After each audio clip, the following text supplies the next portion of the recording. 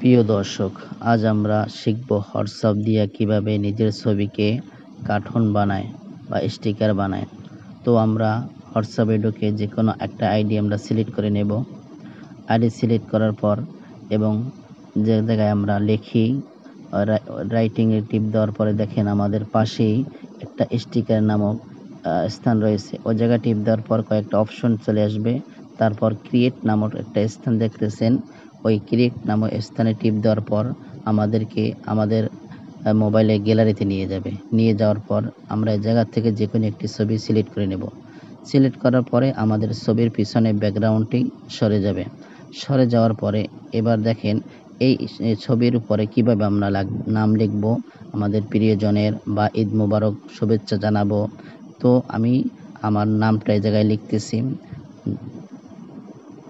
আমার নামটা লিখলাম।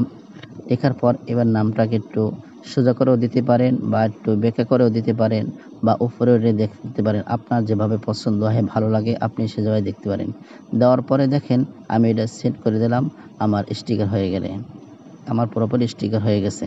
তো বন্ধুরা, আমাদের যদি কারোর ভিডিওটি ভালো লাগে আপনাদের চ্যানেলটি সাবস্ক্রাইব করে পাশে থাকবেন। ধন্যবাদ সবাইকে।